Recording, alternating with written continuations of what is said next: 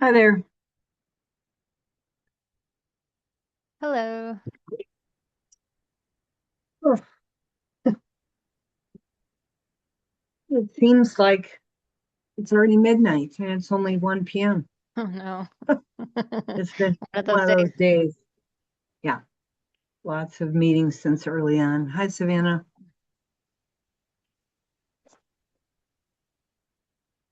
Mr. Holman, are you one of the presenters, one of the case people? Hi there. I'm actually a sponsor for one of the potential nominations in case that agenda item gets discussed today. So I wanted to join. Okay, which one? Just let me know because I can get your info early and that would be so helpful to me. Sure, Ellen Canto Estates Annex. I believe on the agenda Okay. item it was towards the end. Yeah, I've got it. So, and are you a member or do you live in the neighborhood or I do, yes. so I could just say district resident. Yes. Okay, because it's so helpful for me to get everyone's names rather than when I have like 20 people on there that I have no idea who they are. So Understandable. Of course. Totally get it. thank you. Of course. Thank Thank you. you. So, and Ms. Bernstein, hi. Tell me which case you're with, please.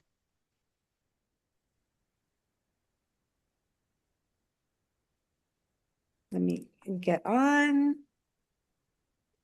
I don't know my case number. Oh, shoot.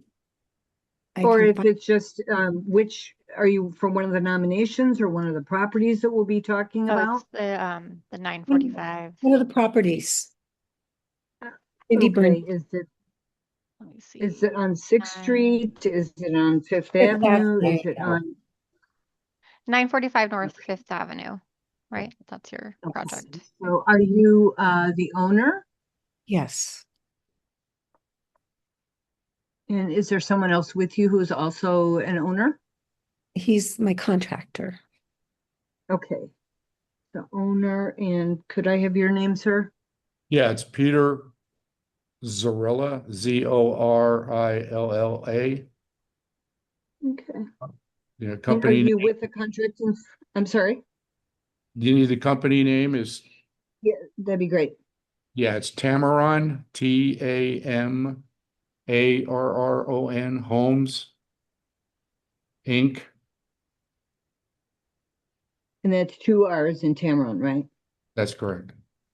Perfect. Okay, because what I'll do is I'll probably, ask the rest of the group as they come on, like who they are, so I can, it's helpful for us when we do the minutes to have all the correct spellings and so on. So thank you. That's Because that's understandable. important. Yeah, and Yes. so I have a Golick. You identify yourself, please? Yes, Michael Golick, owner at 714 North Euclid Avenue. Okay, owner at 714 North Euclid. You got it. Thank you. This is great that I don't have to get as anxious about Well, not knowing who everyone is. So, um, we, we don't want that to happen. well, But we I ever can try do. to I try to maintain. So, let's see. We've got Andrew, Savannah, and me, and let me see if Blake has gotten on. Uh, we have a George Zazuleta. George, who are you with by some chance? Hi, George is with them here for the project on the 6th Avenue. Okay, that's 4A. And you are the owner, you are the contractor, are you Oh, what I'm the is your designer. I'm the designer and the applicant. okay, and do you work for a particular firm? No. Okay, no firm. Okay, let me just get your name down. Zazuleta. Perfect. Okay, so I think I was going to say um, to Desiree that Blake is going to try to be on, but he had an emergency trip. His father is very ill in back in the Midwest, so he made it, and he was on the meeting yesterday, but I don't know if he'll join, but let's watch for him to join. But otherwise, I think we're ready to begin we have a quorum with 3. If you want to start the recording.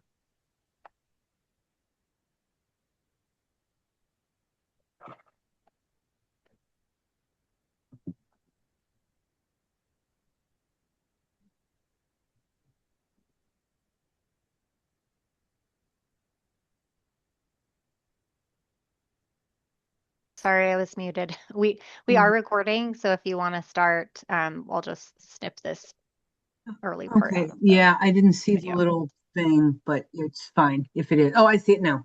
It wasn't appearing in its little cloud. So, good afternoon, everyone. This is the Tucson-Pima County Historical Commission Plans Review Subcommittee meeting of Thursday, June 11th, 2026, called to order at 1:02 p.m. And I'll do roll call. Terry Majewski, me, is here. Andrew Christopher. Here. Blake Houghton, not present. And Savannah McDonald. Here. Thank you very much. Item 2 is review and approval of the 5/14/2026 legal action report / minutes. Could I have a motion to approve as submitted, please? So moved. A second. Okay, Savannah moves and Andrew seconds. Is there any discussion of that document? Nope. Okay, if not, I'll vote aye. Savannah? Aye. Andrew? Aye.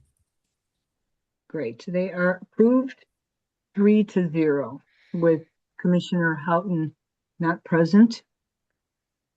Okay, item 3 is summary of public comments. Did you receive any by the posted deadline, Desiree? I did not receive any. Michael, did you receive any? No, I did not receive any.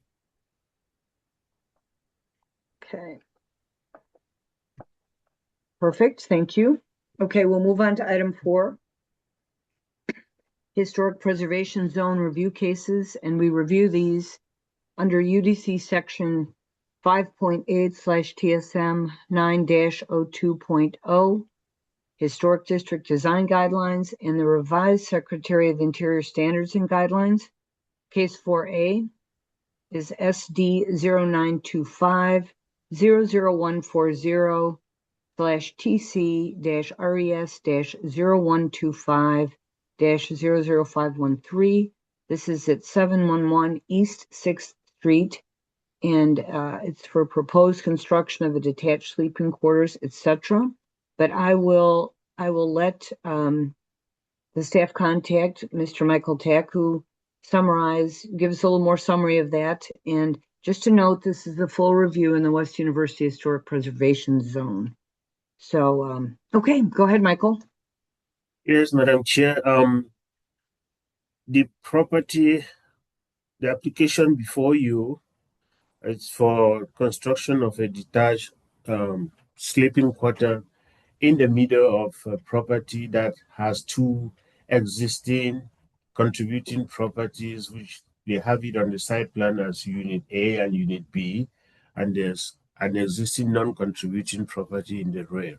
So this proposal is to add an ADU in the middle of the property.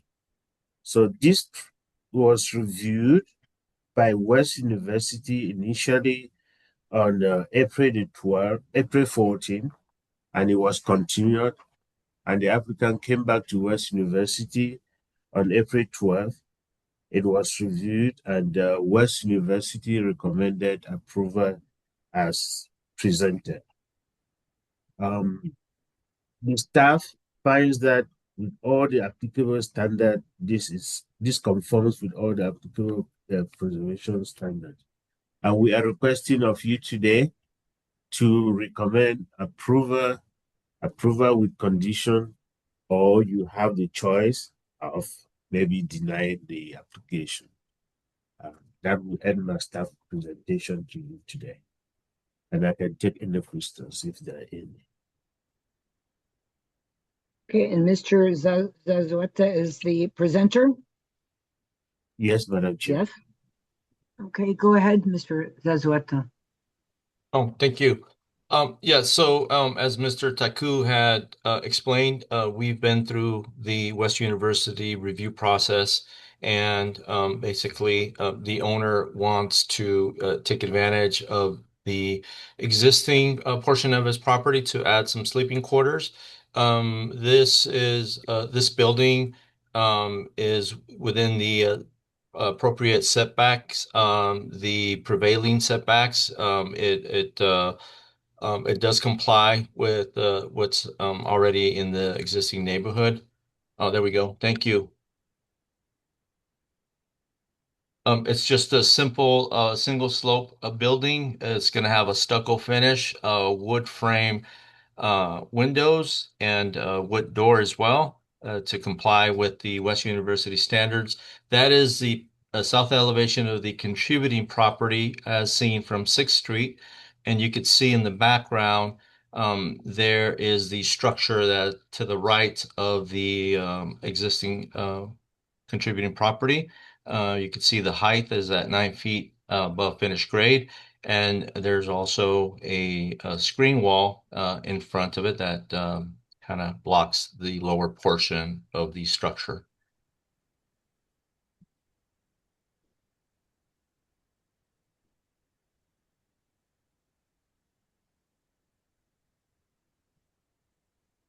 Are there any questions? Well, could you go through, could we see your development zone too here? Just bring that up a little bit further. Yeah, so Thank your you. the subject property is down there with the arrow, and then the development zone is marked. And were there two contributing properties on this parcel? There's two contributing structures. Unit A is the one facing on the south part of the property, and then on the west, kind of L-shaped structure, that is also another contributing structure. The one on the far north, that is not contributing, and of course, the sleeping quarters is not contributing as well. You showed us a picture of the one that's at the lower end of the drawing or the end, but what about the L-shaped one? Do you have a picture of that one?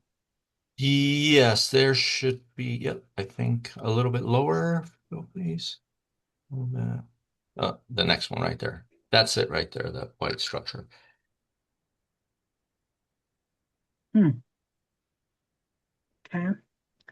So, commissioners, do you want to see more of this presentation, or are you ready to ask questions? I think it's pretty straightforward. I just have a few questions. Yes. Okay, go ahead, Savannah. There's a fence, an existing fence at the street structure, Unit A. It appears to block the new proposed sleeping quarters. Is that the case? Can you see it from the street at all? You are correct on structure A. Yes, there is a fence, and there's some vines that are growing on that fence that partially blocks the view towards the backyard.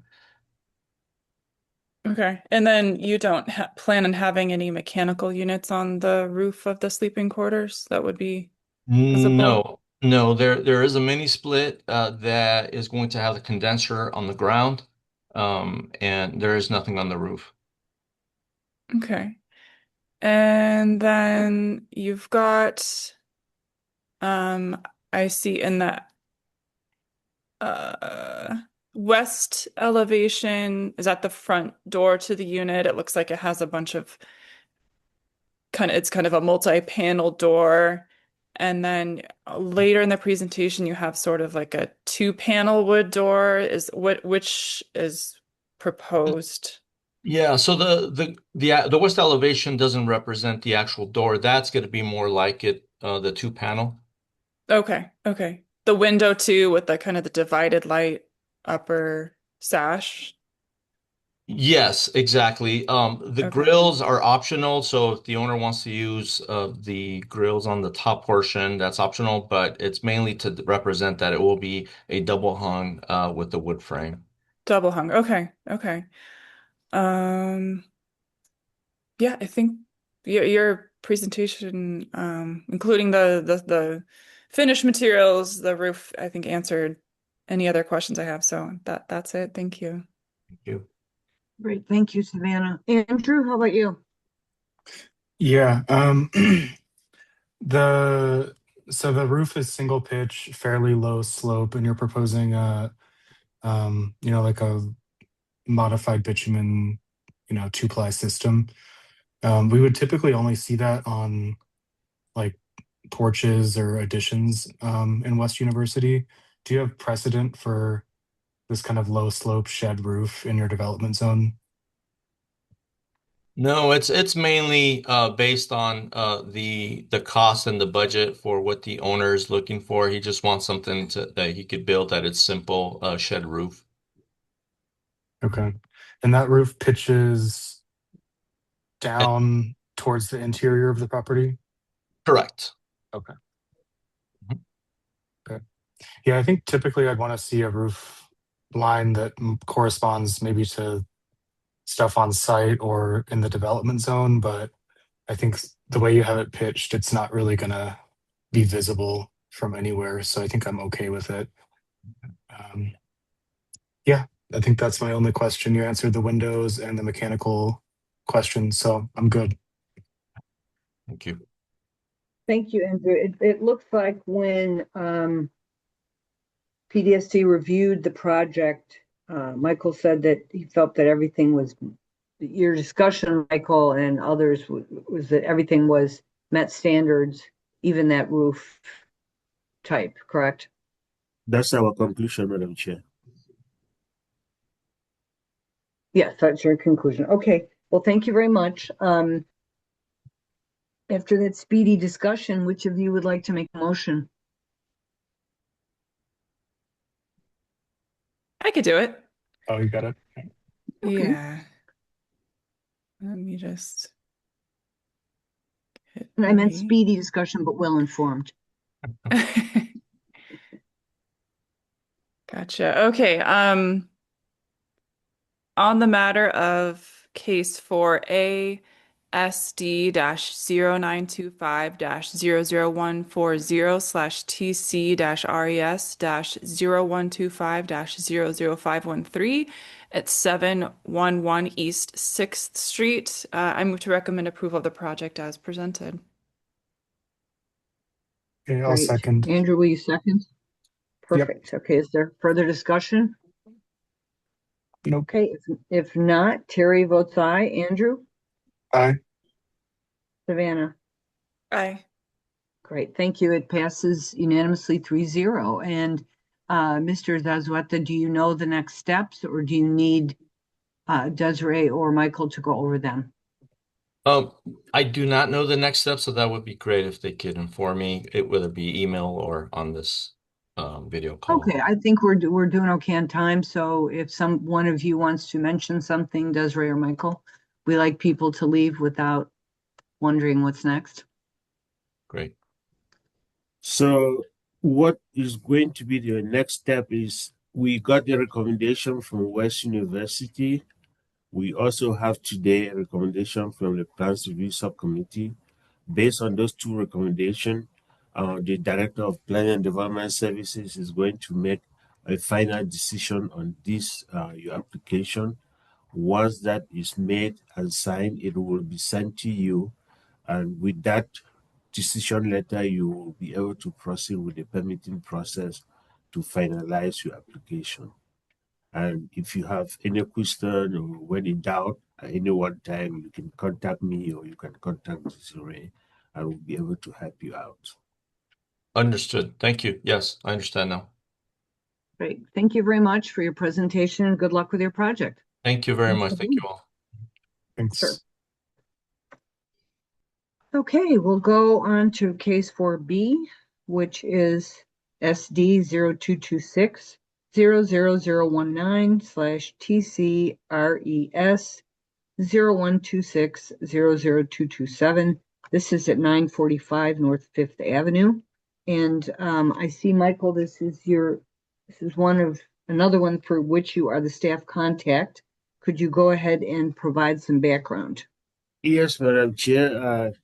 First of all, I want to apologize for the late revision that I sent to you today because it was something that I needed to update on my summary, but the rest of the summary remains the same. And Desiree and Jason were working on this case more than I have done. So I will do a presentation and Desiree can always jump in at any one time if I'm missing something. It's a proposal for a new 480 square feet garage to be built at the rear of the residence, which means it is going to be attached to the residence. The new garage entry and the concrete driveway would face the east street. The garage will have shingle roof and stucco interior to match the existing residence. That's what I can say. And then the garage has an encroachment on the setback on the north, which whoever is making the motion was suggesting that those setbacks should be waived.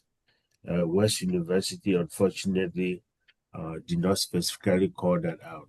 So I want to bring it to your attention here that we are going to need, as part of the motion, a setback waiver so that the applicant does not have to do the DDO process. At the main residence, the existing porch steps are also proposed to be removed and replaced with the concrete steps. Additional windows are being proposed also to be replaced, but they will be metal clad wood double hung windows. There is a white picket fence that is above the existing north wall and a gate at the entrance of the proposed part as part of the project. Now, West University reviewed this project, and this is where I had to send in a revised staff summary to you. West University reviewed this project on May 12th, 2026, and they recommended approval in entirety with the addition of the east elevation showing the fence as articulated in the drawing as shown during the meeting. The new information I got, Madam Chair and members of the subcommittee, at the West University meeting on June the 9th, that was on Tuesday, West University wanted a clarification to be made for the record that on this case at 945 North 5th Avenue, the West University design guidelines actually does not allow garages should not be attached to the primary buildings and should conform to the norms of the development zone. So they wanted you to understand that in making their decision that they are recommending approval of the attached garage to the building, they were fully aware of the fact that this is not in compliance with the design guidelines. I'm not sure what that is going to mean to you, but I just wanted you to be aware of that. And so you're saying, go ahead. No, go ahead, Michael. We staff findings on this project. We find that the proposed work, despite the fact that the garage is attached to the main building, even though the West University design guideline does not encourage that, but we find that it meets other preservation standards. And we are requesting of you today to recommend approval of this project, approval with conditions, or if you choose to deny the project proposed. That will summarize what I have in my executive summary. Okay, so let's Andrew and Savannah, let's remember when we come to our discussion previous to making a motion that we keep in mind. So West University, knowing that this didn't meet the design guidelines for attachment, they went ahead and voted for it anyway. So we have to decide if we want to note that and say it doesn't establish a precedent like we sometimes do if things happen. But if it meets standards, it's something to keep in mind. So I guess, so we have Ms. Bernstein and Mr. Zaria here. And so who will be presenting on this case? I guess I will. Okay, Yeah. thank you. Would Okay. you like me to share my screen or would you like to share it, Peter? You want to show probably the site plan would be helpful? Okay. We like to see the whole thing that you have if there is a presentation. Well, I'd like to start with that. Okay. If you look at it, we have the existing structure where it's located. There's a split level in the property. That's the wall that shows would be the west of the new garage. Okay, and there's steps that go down to another level in the backyard area. Okay. What we're doing is trying to upgrade the existing residence to a usable. The house was originally built in 1910, I believe, and pretty much everything in there is expiring, all the plumbing and stuff. So we're redoing all interior plumbing for the kitchens and the bathrooms as part of this project. The new garage is on the street, and if you notice, if we were to push the building back to the setback, there would basically be no egress points that work with the original structure. If you go to the floor plan now, I can show you that. Okay, blow it up maybe a little bit more.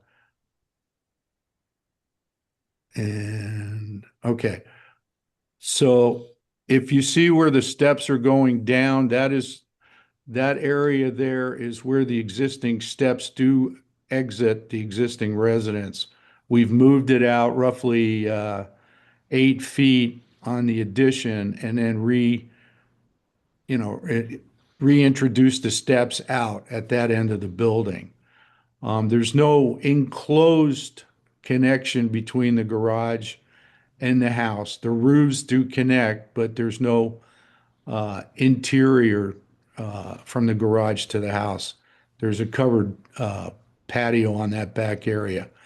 If we were to have moved the garage back, and even though this is a very small garage, it would basically, she would have no backyard on the upper level. It would be all on the lower level where the other casita and the storage room is. She lives by herself, so it's kind of a security thing too.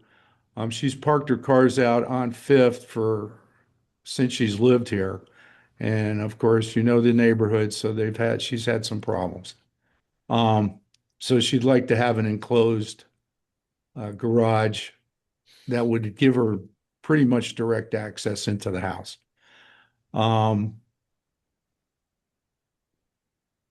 If you go to the elevations,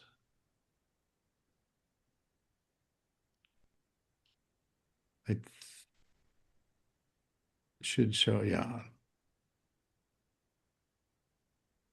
Okay, that's actually from the one that's there is the adjacent lot to the south. And it shows actually just the carport shows on that because the rest of the existing structure remains. We have a little bit of a covered patio off the back of the house. And then you see the steps there that go down into the garage. Okay, if you can get my north elevation, that's the front elevation. Let's just do that one right now. That was the thing that was a little mix up when we were doing with the HOA on our West University. West Yeah. University. Yeah, so we didn't have the pickets drawn on there. They actually were, but there was some glitch when we had sent it in. But that's the final elevation, which was there is a low wall there. We're going over the top of it with the fence, the picket fence, and enlarging the columns to give Mindy some more security. Again, it's kind of a security issue with her. Okay, so if we can go to the north elevation.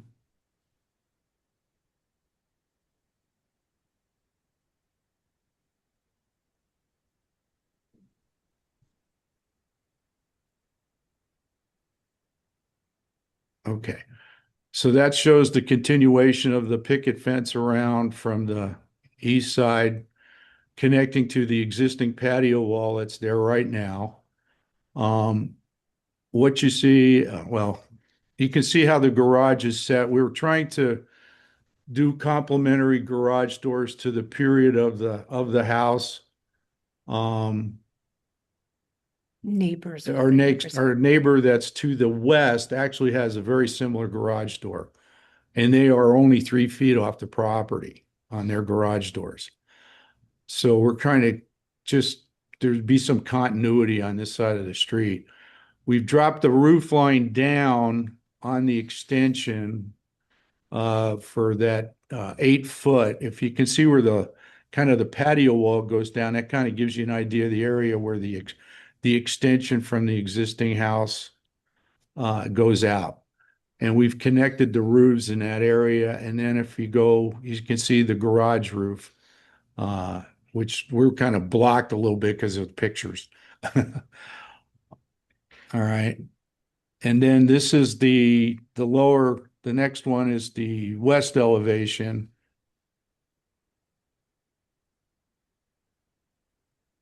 And that shows you the pochade roof line is the new roof. The rest of the roof is all the existing roof. I don't have the patio wall completely shown where it goes through from the lower yard up, but it's probably about, and it's close to where it shows the door coming out of the patio. I mean, out of the main house and steps down. And that's where the gate would be from the lower level stepping up. So there's about another 18 to 20 inch step from the upper level here where the main house is and the garage and all that is down to the lower level where the casita and the storage room is. Okay. The windows that show are existing, but we are going to remove them. They're steel casement, single glazed, west side of the house. That room becomes completely unusable in the summertime. So we're going to be putting in, we're either doing Anderson or Marvin clad, the same grill details as all the existing wood windows in the front of the house and the north side. So we're just making it insulated glass. You can't do that with single glazed steel casements. So that makes that space usable for her. All right. There's that patio there. We're trying to enclose a little bit. She has cats and they tend to take off if they're, she liked them to be able to go outside, but not run off. So we're doing some sort of a light mesh detail there in that inside area, which really isn't visible from anybody's house. Okay. The rest are section cuts. That kind of shows you what's going on. And if you go back to the floor plan, you can see, well, that's the electrical plan.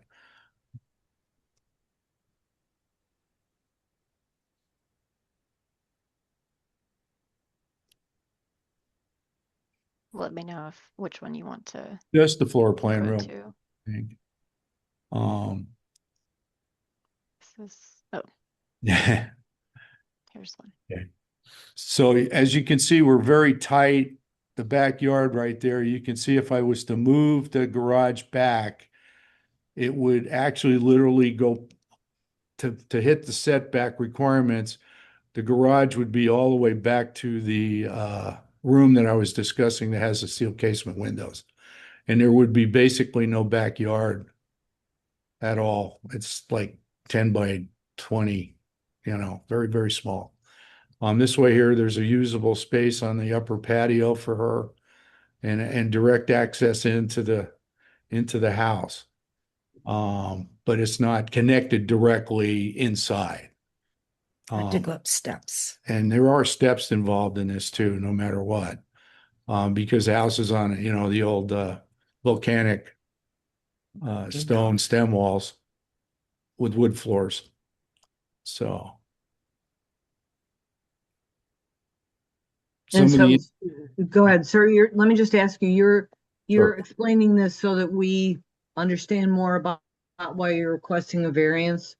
yes, Okay, that's fine. Go ahead. if you can understand the way the plan is laid out, there's probably not too many ways you could do this unless the garage is completely detached and down on the lower level and it's functionally doesn't work well with the project. We're trying to do the continuity, I know. So, Okay.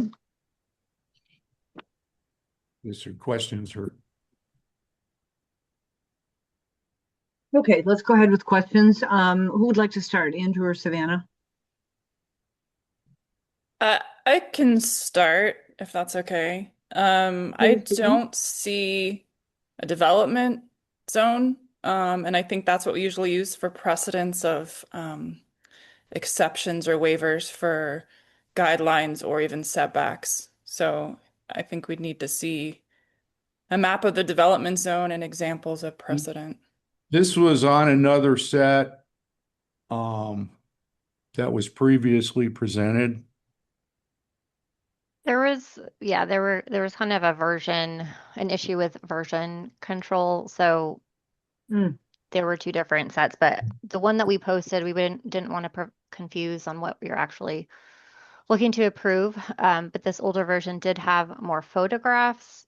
I don't necessarily think they had what you're referring to, Savannah, like actual measurements and then development zone that show the setbacks, but there are photos. So, I mean, if you would like to, Peter, direct me, I can move to anything you would like to show. The one just to the west of the property on I'm trying to see it. Is that it? I can't see it so small. And on this one. It's also north is down on that one. Okay. There it is. Number 11. Property west elevation. Oh, no, that's not what you were talking about. And there's the Arizona Avenue one. Yeah. Yeah, if you look, it's kind of hard. We're on a smaller screen, I think. So number 11, if you look, you can see the garage doors. No, Number 10. number 10. I'm sorry. I mean, is that a contributor? I believe so, yes. We had it on the other set that we submitted. I think we're going to have to see Because that Desiree in this had given us that. presentation. And then if they scroll down, there's the garage doors that are right on Arizona Avenue. Yeah, there's.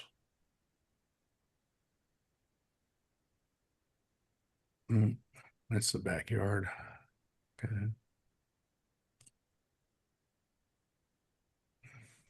I mean, I can see it in Google Street View, but I don't have, That's it. I think it's a submission requirement to have the development zone in any Have it. precedence. It was submitted. And when we discussed this yesterday, we were told everything was okay for today's thing. And it's on a separate previous submittal that we had for this purpose.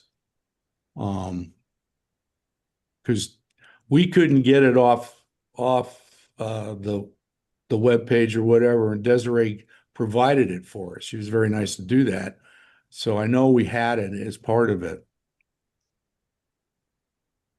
Can you find that, Desiree, that previous submission? Here's another example of, Because I understand that a lot of people have worked on this case, right? Yes. So Yeah, I'll just it need a was a little minute. confusing. Okay.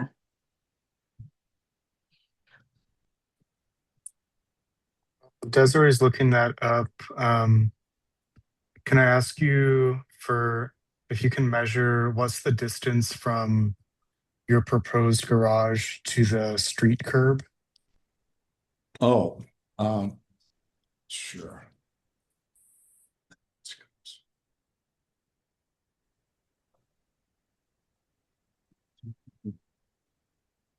whoops, sorry. I think that's 20. What, 2.25? I have one from here and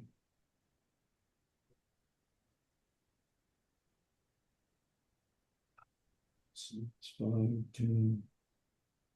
You have the tape. Take this, I can figure it out. You don't have a scale, I know.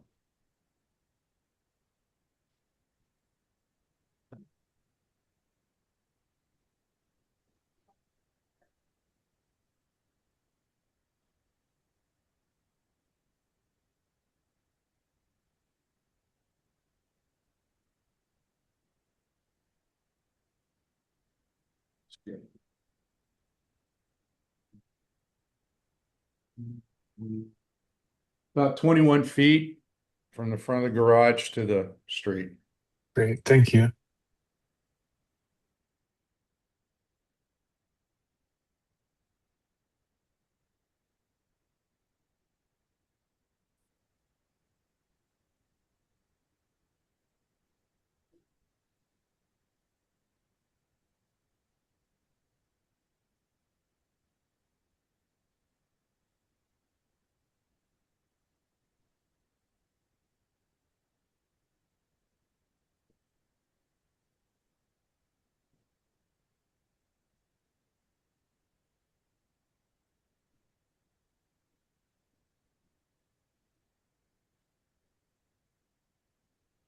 That's why I didn't show you the building.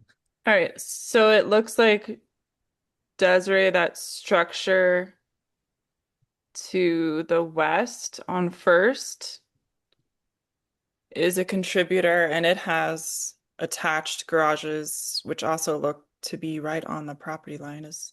Am I reading all that right?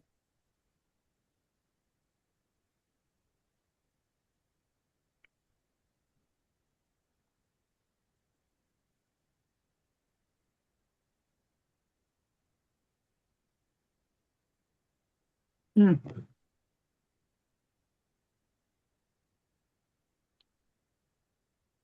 Yeah, that one. Yeah. Better. It's a better picture.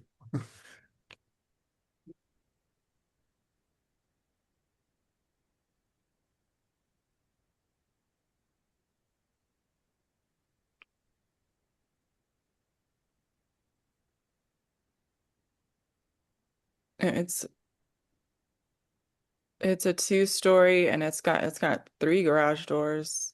Does-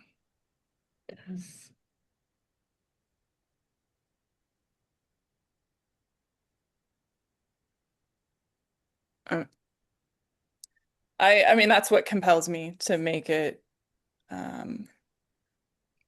acceptable, I guess. That's the argument right there is Okay. your neighbor has done it. So but I think that should have been a clear example in the presentation materials, but I think we got there. So my other questions, okay, well, before I go to the architecture, there is on the, and maybe this question is for Michael, on the executive summary, windows and doors are listed as do not satisfied. Could you maybe, yeah, there. Thank you for showing that, Desiree. That's the one I'm talking about. And that looks like a contributing structure and approximately 20 or so feet, right? From curb. Yes. Mhm. Yeah. Okay.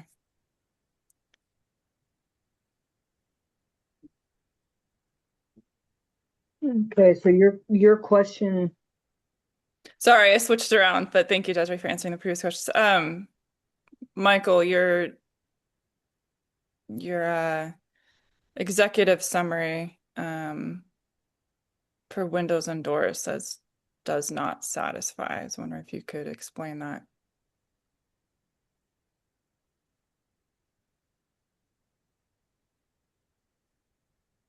Peter, did you update the windows at all from the time you originally submitted like the materials or? We were going to do Sierra Pacific windows, wood windows, but because most of the exposure on this is on the west side, we were trying to use a material that would be low maintenance for Mindy, but we are getting a custom color on that to match the existing windows on the front and north side. Actually, this whole building. So the colors on the clad would match the color of the existing colors on the wood windows that are here, part of the existing structure. but they're clad wood windows? They're just clad, yeah, because otherwise especially the ones across that west side are just, it wouldn't be too long before she'd have to maintain them again. So Right, but what I'm saying is they're wood windows with metal cladding on them. yes, Yes, okay. So Desiree and Michael, was West University aware of this during the presentation? Yes, I think so. This project, as Michael mentioned, it was initially reviewed by Jason. So I think he had checked that box that Savannah was referring to. And so I think it was referring to the fact that some of the windows are being on the front facade or visible, street visible would be infilled or, obscured by the addition. Um, I'm assuming that is what he was referring to because Or the actual materials, meet the requirements. the glass block too, is that right? You're doing glass block yes, on the west? on the west, yeah. And West University was fine with that? Yeah, they didn't have any comments about the windows. Okay. And then you guys are saying the garage doors, you're matching the trim color of the primary residence, so like the green or the dark red? Yes. Green. Okay. Okay. And then no it looks like a split system for your altered laundry room or whatever, but there's no equipment on the new roof. No, everything's low grade behind a 6-foot high wall. So Okay. Stucco, you're matching exactly? yes. Okay. Both sides. Usually we like to see that not match exactly to not confuse historic with addition. So, but there is a change in plane. So I don't know, see what Andrew thinks about that too. I think it might be just fine. I think it is clear. Enough perhaps between the what's new and what's old. We just like to make sure that story is still preserved. That I'm sorry, the north wall to the inside corner to match the existing texture. And then we could do at the garage and go north and all that could be a different texture. Yeah. Would that be acceptable? Yeah, I think so. That would be nice. Yeah.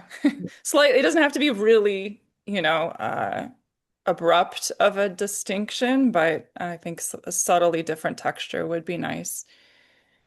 I think that is it. I guess my only other question that, you're kind of having all these roofs meet, and it seems like there is a point where all the low slopes are right over the door. So I was curious if there's going to be a gutter or a downspout, because that would be seen probably from the street. I was going to do another minor review. I'm hoping to put gutters up and rain Okay. harvesting. Okay. That would be a good point to put a gutter, because it's gonna put water right on top of that door. But okay, that's fine. I want to harvest as much water as possible. I appreciate that. Certainly. But Savannah, we could say in a motion something about that, consider the solution with gutters because of that, where the roof's going to pitches, right? Yeah. I think that would be a good Yeah. thing. And again, like for how the gutters look, yeah, just kind of minimal in what you kind of see elsewhere in West University in terms of kind of style and I would look for matching colors. architecturally compatible to older homes so that I would only want that. Yeah, Okay. great. Yeah, I think that's it for me. Thank you. Great, thank you. Andrew? I think everything's been addressed. My main concern was kind of the distance to the street, and they were able to give me that dimension. So there's specific processes in UDC for like reducing setbacks specifically for garages that enter onto streets, and I think it's primarily a safety thing. And I think with the 22 or 21 feet, I think that satisfies the intent. So I'm comfortable with the setback at 16 inches. So yeah, everything else looks good. I think it's I think it's well integrated into the house, but with the change in plane, it differentiates itself, and I think it's thoughtfully considered. So Yeah, there's a lot going on in that backyard. So and we appreciate that you all have worked so hard on that. So who would like to make a motion? I can do it. Okay. Don't forget Okay. to mention the setback. Yep. So we'll And mention the minor review. setback, and then we'll The minor- recommend. A minor review. We'll recommend the gutters and any rainwater harvesting to come back for minor review. Great. Okay, let me get my case number and we will get going. Alrighty. On the matter of SD 0226000019/ TCRES 0126000227, located at 945 North 5th Avenue, I move to recommend approval of the project as submitted with the following conditions. 1, that the reduced setback of 1 foot 4 inches is approved, and that any future gutters or rainwater harvesting systems be brought back for minor review. And Savannah, will you second that? Sorry, I will second. Yeah, I mean, Thank you. okay. Is there further discussion? No. Okay. I'll go ahead and I will vote aye. Savannah? Aye. Andrew? Aye. Great. Thank you. The motion passes unanimously with Commissioner Houghton not present. Do you need to know the next steps, or Peter and Mindy, are you okay with, do you know the next steps, or would you like us to summarize quickly?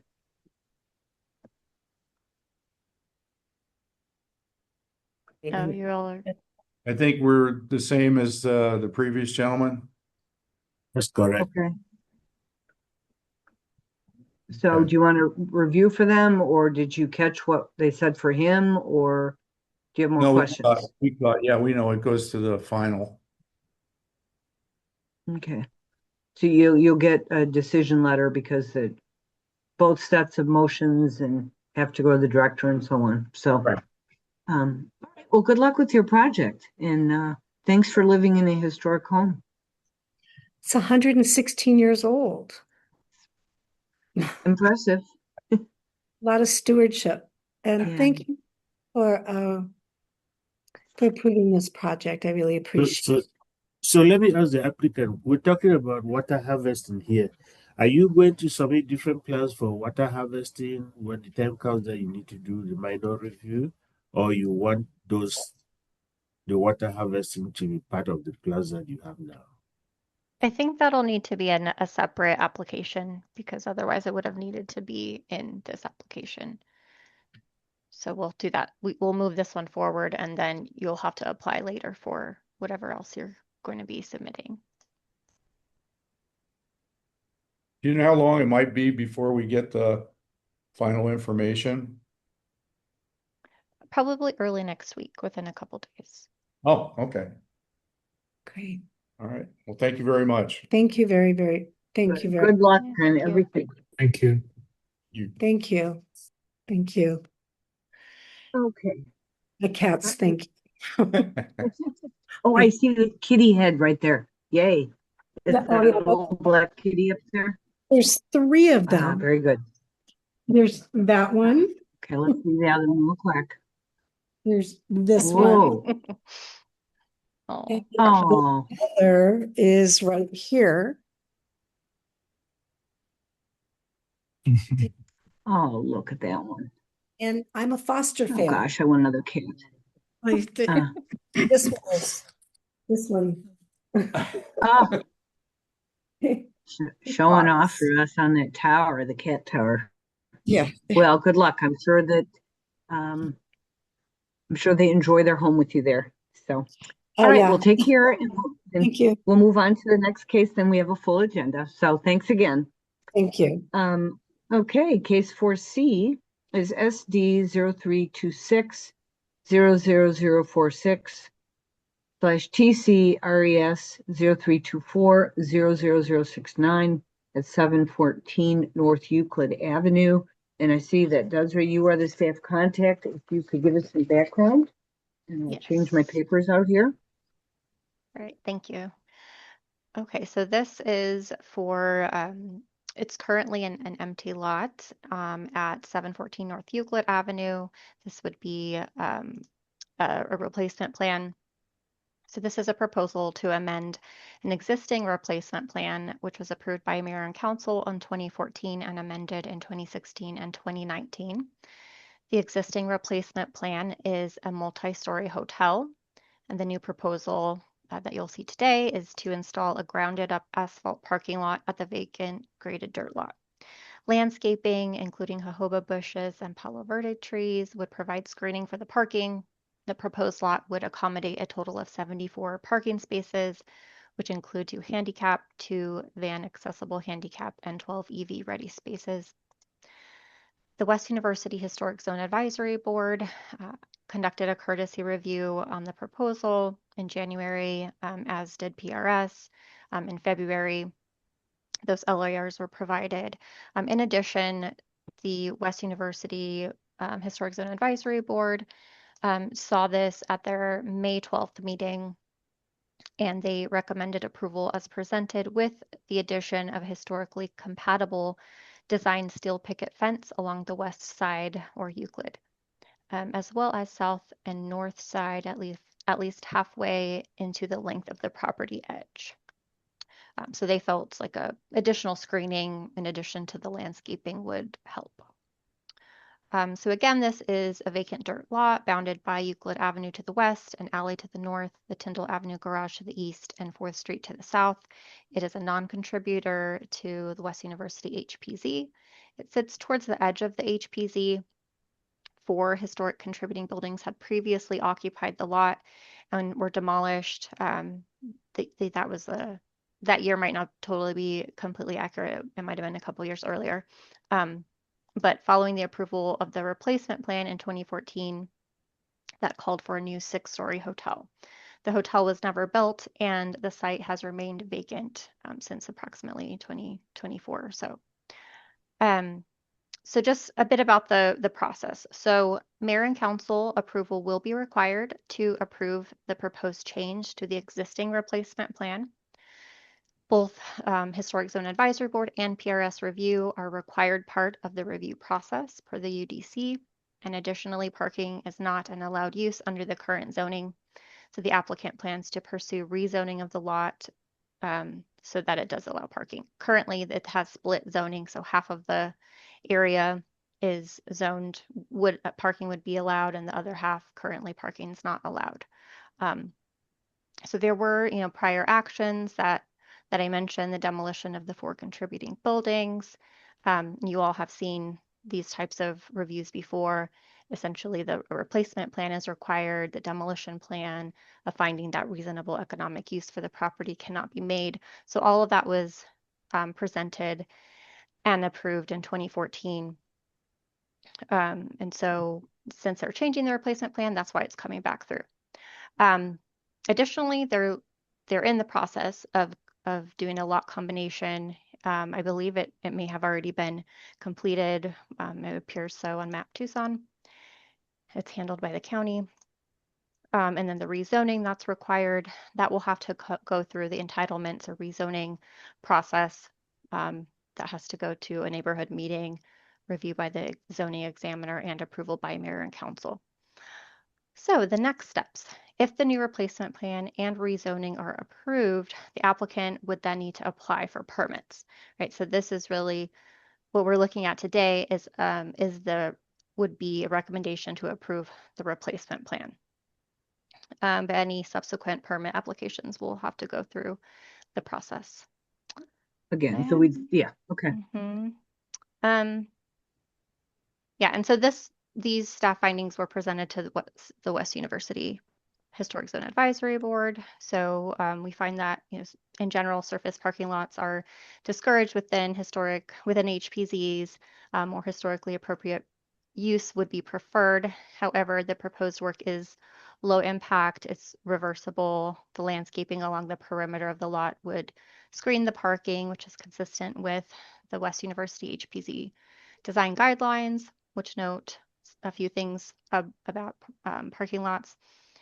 So that off-street parking should not be visible from the street, placing parking and service facilities to the rear, screening may be required, utilize landscape and other screening elements to screen those areas. And then appropriate plantings are encouraged for all properties. Yeah, essentially kind of along the similar lines. So the location of the proposed parking lot, it's adjacent to an existing parking garage. It's not, in the middle of the district. It's not on a residential block. It is across the street from residences.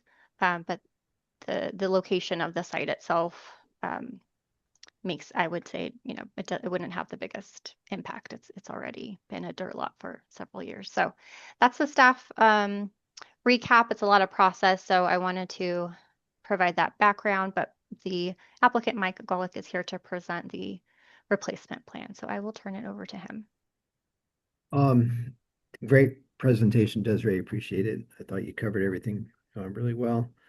So, and I know that we went previous to the board. I think there's a couple, maybe different people here today that may or may not have seen the presentation.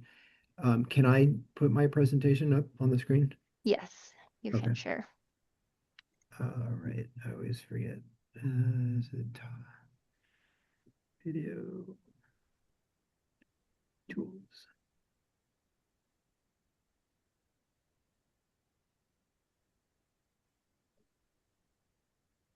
Okay. I forget how to screen I share. was muted, sorry. So at the bottom, like ribbon, that's yeah, and there's a green icon with an arrow that says share. Do you see that? If you kind of hover towards the bottom of your screen, it might pop up. And during COVID, I was on a 2-3 Zoom meetings a day, and now I forget. And I can also share if that works better. Yeah, either way, if you have my presentation, that's Okay, fine. sure.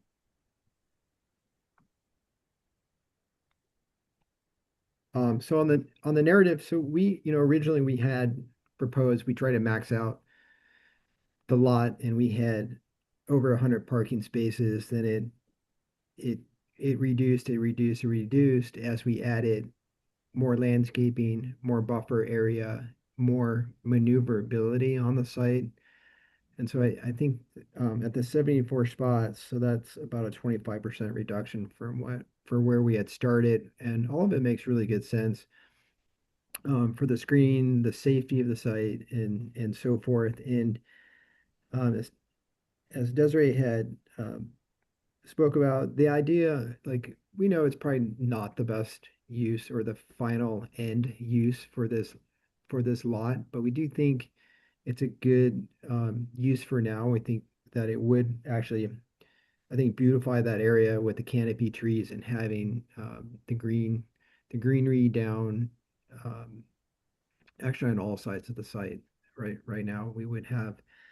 Um, so the materials that were proposed, the idea is that most of all the landscaping is something that could remain, but the balance of it would be a reversible material. What we're looking right now is there were originally 5 lots, and we were required to do a lot combination and also a rezone. The three lots are zoned with HCOR2, which allow parking, and 2 of the lots do not allow it. So we were advised to just make them all the same zoning that does allow for the parking, and then combine it into 1 lot. So it cleans up the zoning and cleans up the lot, and then it allows parking as a use. So that's, and then this is the context of it being on the west side of the university. It is on the east side of Euclid in what is known as the transition zone, where it is mostly commercial on that side. That's kind of an overlay of an aerial photograph. The lot was being used as just uncontrolled parking until we fenced it off, which remains fenced and just vacant right now. But the that sort of gave us the idea of, well, maybe we can make some money in between and turn it into a valid parking lot, not just a dirt free for all. This would be an aerial. The only thing I drew on there where the fence might go, but I'm sure because what the HBZ had um, requested that we added some layering on the site, which is the fencing. I think it's a good idea, and I think it also promotes not just the layering effect, but I think it also helps with the safety, especially where we're at the alley. The alley gets really narrow right there because there's a stairway that happens, and it actually would, I think, keep people out of the alley up to the point where the parking happens to the north again. Most people would park here, and then most of them are either going to go directly north towards university, or they would continue down the alley towards the east of the university. We're proposing we're just using the existing egress curb cut on Euclid Avenue, both 4th Street and the alley, 4th Street to the south and the alley to the north. They're both owned by ABOR, Arizona Board of Regents. They're in support of the parking lot mostly because it keeps keeps all the dirt off their streets where people were going on our lot than driving on theirs and creating problems. This visual just sort of shows the landscaping area, the canopy trees. It shows in detail the code compliance of we're not asking for smaller parking space or shorter parking spaces. So there's no extra we're conforming to everything you guys the UDC has asked for. If you go down, that's kind of what the parking was. The site is vacant now. You can keep going. This is sort of the precedence, and that just shows what the photographs we're taking, just a keyed legend to them. This is the alley where it gets really tight. It'd be nice to not have pedestrians the ability to walk in that part of the alley. So we're in agreement with adding the fence. Again, just context photos looking around the lot. There's a really nice pedestrian path between us and the parking garage, and that's where you're looking in one direction and the other direction. These are some aerials or, some renderings of what it would look like with the one thing on the street view down below, the car in the corner actually isn't there. We have on both corners, we did a much deeper landscape buffer and got rid of those corner spots. I think it's correct on the plan. Those are the most visible two spots are both the corners, so that does have a deeper reveal. We did set back the parking. We had a drive lane, and then we tried to push the parking back into the lot as much as possible. So again, it's further away from visibility or walking down the street. The yellow shows the historical boundary, and then to the right, I think it shows the main gate transition area. Also here, everything in blue are existing parking spaces in the area, just to show some precedence that parking is there.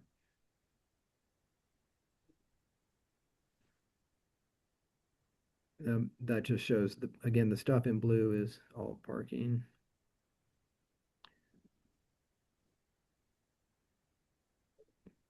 The main thing here is the sidewalks. What we're trying to do is just stay consistent with the historical sidewalks and maintain that path of direction, especially with the Geronimo Hotel, which we connect to on the right, because they have the overhang canopies that actually go right to the street.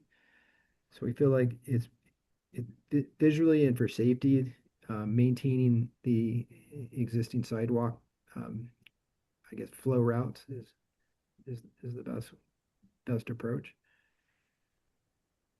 That's the covered canopy to the north. So our sidewalk would still maintain that alignment.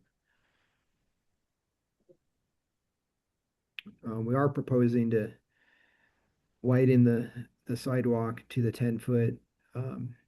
10 foot is what all the design standards, the new design standards are requiring. So we were going to widen it to the 10 feet on Euclid.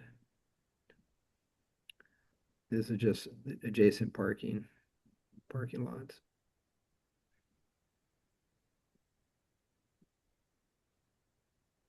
So materials, we're looking at using recycled asphalt, which is shown here. And then in the planting areas, we were going to take the basalt stone that's found throughout the West University neighborhood and crush it to a ground covering, which will suppress the weeds, but it's to try and pay a little bit of homage to the historical materials in the neighborhood. So we had the recycled asphalt, the crushed basalt stone, and then for our shade trees, there were going to be canopy trees, and then which is a native plant, and then the Jehovah bush, which is also a native plant. Both of those being evergreens too.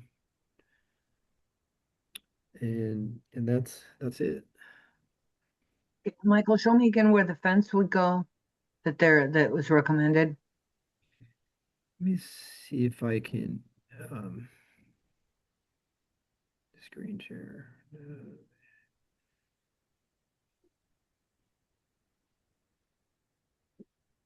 It would be along. All right, where's my shed react share? Okay.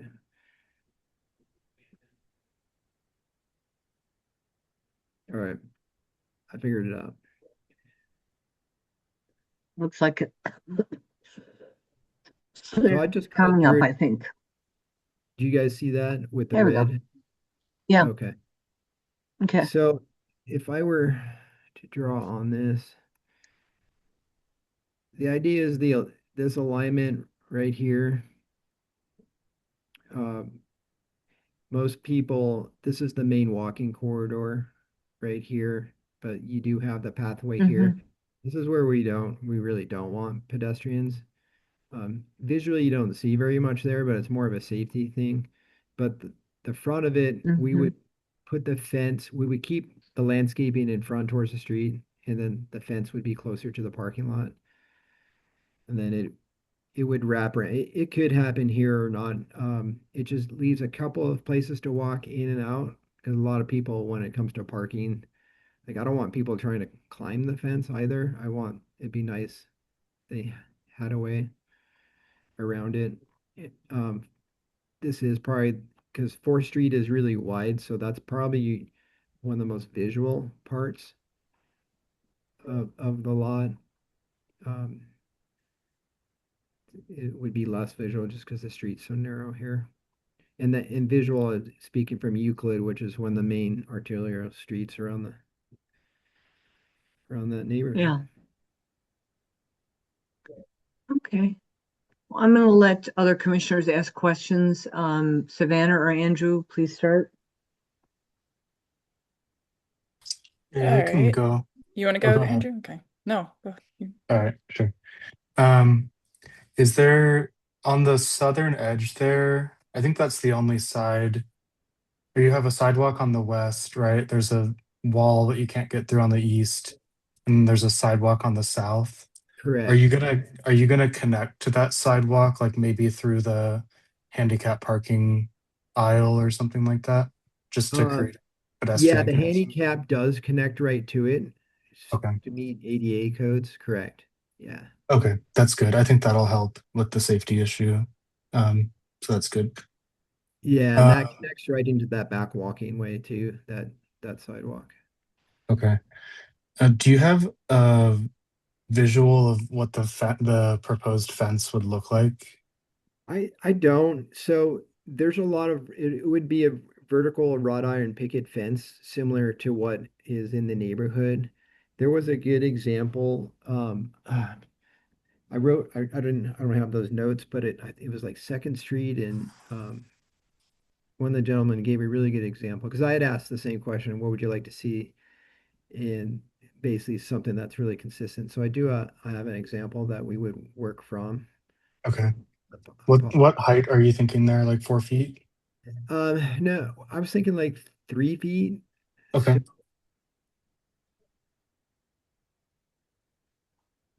So So I'm just wondering if we could put it in the motion to kind of, if you want, like, if you just describe the fence to us, since we didn't see it, we could put it in the motion so that you don't have to bring it back as like another review or a minor review or something. Because I know what you're talking about. It's the West University wrought iron with probably the alternating picket heights at the little finials or something like that, right? I would agree, yes. Yeah. Yeah. Okay. Okay. And then it's a There's question. go ahead, like the church across the street had it, but Yeah. columns and stuff. Yeah. Sorry, go ahead. No, you're good. I'm trying to remember the exact language for that in the guidelines. I've had to cite it a lot recently. I think I remember it. Like alternating regular pattern or something. I've seen it in the design guidelines too. They have an illustration of it in the West University, if I recall. Okay. Yeah, I think that's really my only question. I mean, obviously it's, everyone knows it's not the best, highest use of the site, and I don't think it's the way, the process was intended to be when the demolition permit was granted for the contributing buildings on that site. But we're here now, and I think you've taken all of the comments and concerns into consideration, and you've done something relatively low impact that I think mitigates, any issues with the historic district around it. So I think I'm happy with that. From a process question, Desiree, and I think I asked this question way back, and it's been too long, I forgot. But I know with other projects like this, where it requires like a mayor and council approval, and requires the approval of a replacement plan prior to a demolition permit. I think on other projects, we've been assured that like the demolition permit won't be issued until a replacement plan, building permit, development plan is also issued or approved. Is that because of, does that process not really apply here? It's just the replacement plan has to be approved and then they can pull a demolition permit? And Well, is the that demolition permit already occurred. yeah, no, understood. I know. Yeah. Yeah, so had nothing to do, our demolition. I mean, I know it's a sensitive point, but I mean, it is for us too. I was told I was going to jail if I don't get a permit and demo the buildings. Um, I mean, I have a written notice on this and I can provide all this backup. So we did everything that was asked of us. We went through the full HBZ, the full documentation of all the historical that was there. We did all of the um, which the to escape all the mitigation for the hazard materials and everything like that. We did everything per plan, but COVID did create a lot of problems, especially in hospitality, and it did for us. And I don't want to get into all of that, but we're more or less we had to tear them down. We didn't have a lot of choice at that point because they're a very unsafe situation was happening there. Okay. I So think I remember that there was a code enforcement action. there So was, yeah. yeah, okay. That's fine. Yeah, I think I'm generally good with this. I'll turn it over to Savannah. Sounds good. Thank you. Yeah, I was trying to figure out why we're seeing it again. And I don't quite understand that. It looks like maybe there's more landscape from the last time. Is that generally? The what we're last seeing? time was a courtesy review. Correct. Oh, okay. Yeah. All right. But at this point, a civil engineer will be hired and a development package will be prepared. Is that the next step? That's correct. Yes. Okay. So you'll figure out. So And also, I mean, also a full landscape architect. yeah, that's why I was like, why are And we then your still fence seeing it details, again yeah, and your fence before, the engineering? I mean, I see some clearance issues and stuff, and so, but you need an approval before you cut your engineers loose, is that? we already did that with engineering, kept painting them and redoing it, repainting them again, painting them again. So we just wanted to sort of get through, all right, what would everyone agree to and want to see and get your input first, make those changes. And so, like the fence and the landscaping, that would come with a civil engineer and also a landscape architect. Yeah, okay. All right. Yeah, I mean, I think we're all on the same page, right? Like we appreciate seeing the natural landscaping as much as possible. I was curious if you're doing um the recycled asphalt like millings or like the material for the paving. Do you still have to do the water harvesting basins or is it because it's permeable surface? So I appreciate your question, first of all. I was mostly curious about that. Well, it's a kind of technical thing. compelling. So I mean, I spent a lot of time looking at that stuff. So it's both. We actually exceed. We still have to do first flush on the site, Mhm. but it is impermeable, and I've seen other projects actually get reductions for that. We're not asking for those Okay. in this case. So we did.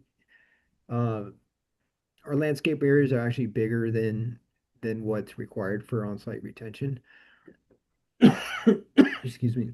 Um, but the impermeable paving also, it does allow water through it, so it does help out as well too. So Cool. Okay.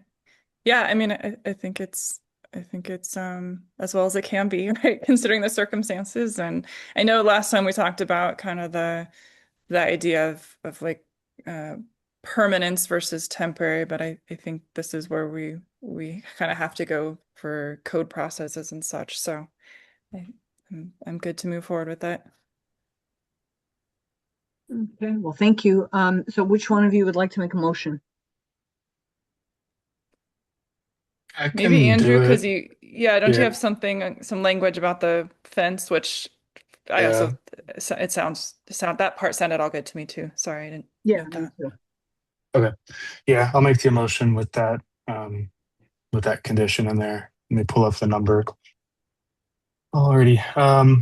On the matter of item 4C, SD 0326000446 / TCRES 0324000069, located at 714 North Euclid Avenue. I recommend approval of the project as presented with the following condition: that a 3-foot high picket fence with a regular decorative pattern compliant with West University design guidelines be shown in the final package. Is there a second? I'll second. Okay, I just want to ask Desiree, should the motion have been to recommend approval of the amended existing replacement plan? Or is it understood that what's meant by the project? I think it could be helpful to clarify that, that it's to approve the replacement plan. So Or the it's an amendment of the existing replacement plan. Yeah, that's Yeah, fine. or the new replacement plan, either way. I'll amend my motion to that. Okay. Yeah. Can I interject on that? So and you probably know better than me. But I did have to retract the first plan and basically like make it go away to even submit this plan. So does it still exist after that?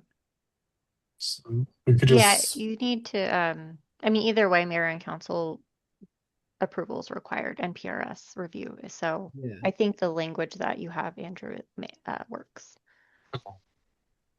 As just saying project? Well, the amended Desiree language, just so saying approve project? the new replacement plan. So you're right. recommending approval of the new replacement plan Yeah. with the Okay, and condition. so we're all in agreement with that, and we can just go with that, or do we have to go through the whole thing in the LAR saying that it was made, then we amended the motion? If you want, Oh, I can you type decide. I can type it out as I draft the email, and then we can just read it into the record so it's there. So Yeah, okay. One sec. Give me 1 sec to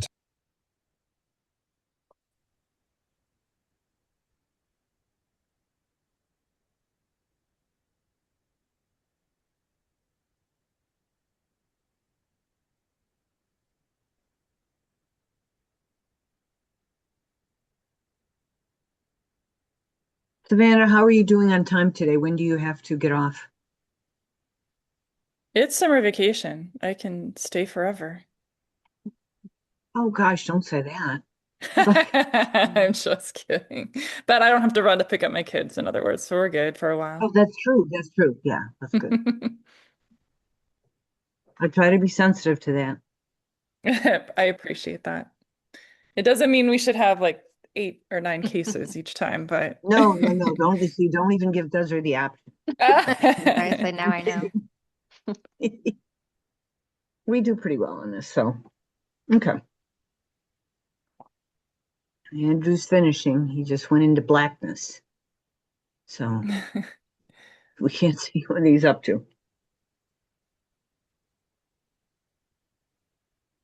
I have got it. All right.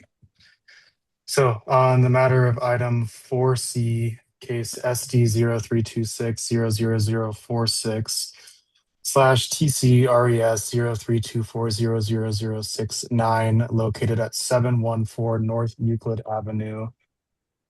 I move to recommend approval of the proposed replacement plan with the following condition: that a 3-foot high wrought iron picket fence with a regular decorative pattern compliant with West University design guidelines shall be shown on the final package as discussed. Okay. You're okay with that, Savannah? I second, yes. All right. So Terry votes. Oh, any further discussion? Sorry. If Nope. not, I vote aye. Andrew? Aye. Savannah? Aye. Okay. So it passes unanimously with Commissioner Houghton absent. So Mr. Golick, are you familiar with the next steps, or do you need Desiree to go over them? I think she's outlined them for me. I was gonna go back and find that email. So We can touch Okay, base. but you can always contact her. Yeah. Sounds good. Well, Appreciate it. thank you and good luck with the project, and we appreciate it. Yeah, I appreciate all your input too. So, Okay, thanks again. alrighty, bye. Okay, we'll move on to item 5 then, which is National Register nominations, and there have been several items forwarded to the City of Tucson for comment from Arizona SHPO office in advance of the July 10, 2026 Historic Sites, Review Committee meeting. And 5A is El Encanto Estates and Historic District. This would be 1, 2, 3, 4, 5 properties on East 5th Street in Tucson.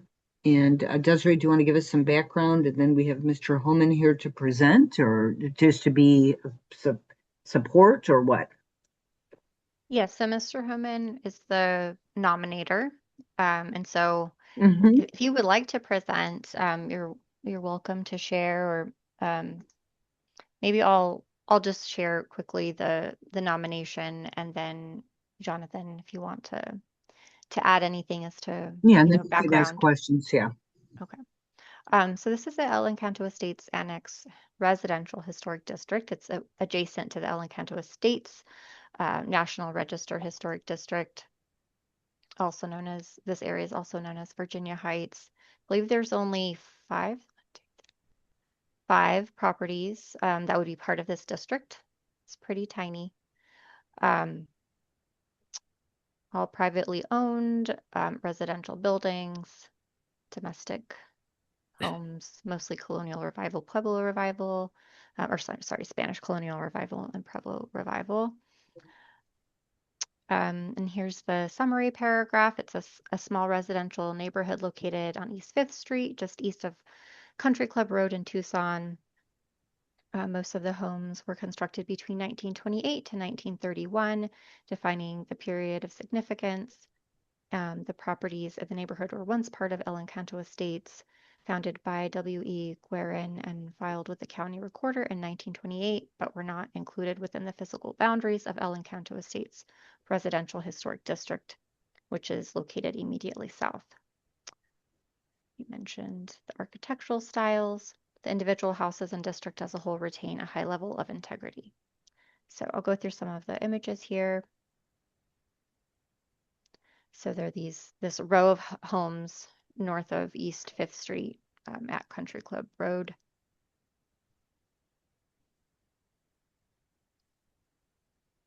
Here's a view. So it's 1, 2, 3, and 2 more over there. Let's see, I'm going to see if there are any photos.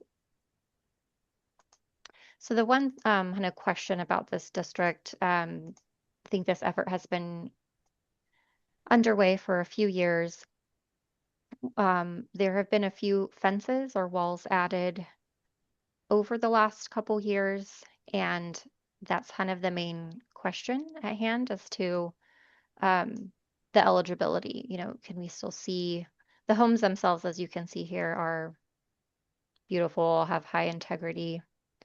I think there's no question about the integrity and the significance of the architecture of the buildings themselves. The main question is kind of, these walls and visibility. And my talking with Bill Collins at SHPO, I think both of us were a little bit on the fence. And so they wanted our opinion, as a local CLG. And, my thinking is we would want these buildings to be preserved. And so I'm more inclined to, I guess, be a bit more lenient on the walls. At the same time, it's hard to be, right? Because then we start setting precedent that we are putting walls up. So that's kind of the main issue. But I think I'll hand it over to Jonathan, who lives in the neighborhood and has been an advocate for this National Register district, and let you share Thank anything you would like to. I appreciate it. Thank you, Desiree. And just thank you, everybody, for allowing me just to come here and present a little bit more background to this nomination. So, Desiree touched on quite a bit, but yes, this is for the proposed El Encanto Estates Annex Residential Historic District. The nomination encompasses 5 homes along East Fifth Street, immediately east of Country Club. While these properties sit outside the currently recognized El Encanto Historic District boundaries, they were originally developed as part of the same 1928 El Encanto Estates vision and share a lot of the same architectural character, the planning history, and a lot of cultural significance there. The homes were constructed between 1928 and 1931 and really represent an exceptional intact collection of the Spanish colonial revival and Pueblo revival architecture from Tucson's formative growth period. Together, they really illustrate a really well representation that defined Tucson's identity during the early 20th century. One thing that I would just like to call out here, what makes this district particularly significant is the quality of both the architecture and the designers involved.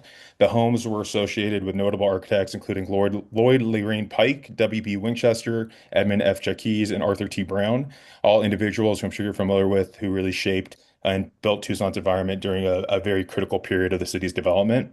As Desiree mentioned, the district contains 5 homes, 4 of which are Spanish colonial revival residences and one's Pueblo revival residence. The Pueblo revival home at 3155 is especially noteworthy as a rare and highly intact example of this style in Tucson. Featured stepped parapets, exposed vigas, and really highlights the craftsmanship that reflects the architectural traditions of the Southwest. Beyond the architectural significance itself, what's really interesting is when these were developed, East Fifth Street marked the edge of a growing city and looked out towards largely undeveloped desert. So over the decades, commercial developments occurred, roadway expansion. Currently, we have the Fifth, Sixth Street project happening, and really has transformed the areas. But it really left these homes ultimately like a surviving reminder of an early chapter in Tucson's history. So while the setting changed, the homes themselves retain a really remarkable degree of integrity and continue to really convey that feeling and character of the era in which when they were constructed.